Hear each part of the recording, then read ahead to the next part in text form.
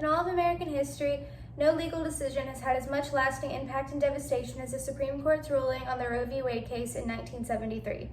In this infamous case, the Supreme Court, through historical evidence, legal precedents, the United States Constitution, and natural law to the wind, in order to achieve their evil end. Abortion is murder, plain and simple. According to a study off of Medline, Dr. John D. Jacobson, MD, states that life begins at conception, and the unborn has DNA completely separate from their mothers and their fathers. The combination of sperm and egg is called a zygote, and the zygote contains all the genetic information of a human, the DNA. In the fallopian tubes, the zygote turns into a blastocyst, which becomes an embryo, which becomes a baby. And no one would murder a baby. No murder of any kind is legal or protected by federal law, so infanticide should not be either. Facts are simple. The Supreme Court decision on Roe v. Wade was incorrect. Abortion should not be federally protected under any circumstance. People in the court have used the arguments that legal documents and precedent support abortion and the right to have an abortion as healthcare. I know of legal documents that do not. For instance, the 14th Amendment, Section 1 states that all persons born or naturalized in the United States and subject to the jurisdiction thereof are citizens of the United States and the state that they reside in. No state shall make or enforce any law which shall abridge the privileges or immunities of citizens of the United States, nor should any state provide any person of life, liberty, property without due process of law, nor deny any person within jurisdiction of their rights.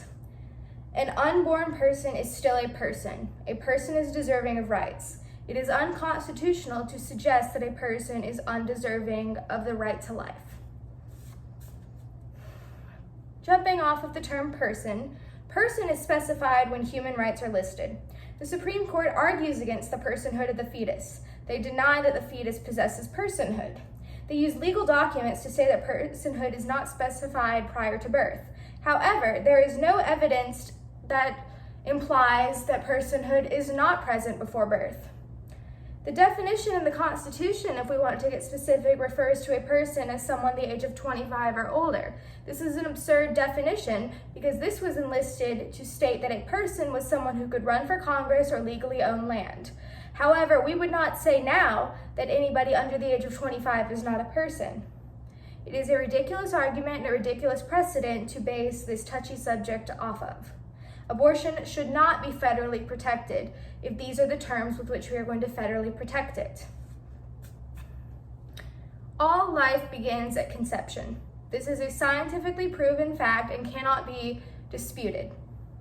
Dr. Jacobson, as we've heard earlier, laid out the terms of fetal development starting from the zygote all the way to the baby. The government's definition attests to the fact that fertilization is the beginning of all life. According to the National Institute of Health, fertilization is the process of union of two gametes, an ovum and a sperm, whereby the somatic chromosome number is restored and development of a new individual is initiated. And according to Dr. Keith L. Moore, author of the Developing Human Clinically Oriented Embryology, 7th edition, the union of a male and female gamete forms a single cell called a zygote. And as we've heard earlier, a zygote is the beginning of a new human being, an embryo. Numerous medical experts attest it is a scientifically proven fact. A fetus is a person is alive. You cannot kill a person legally. Abortion is the murder of babies and should not be federally protected. Balancing off of logic, reason, and empathy.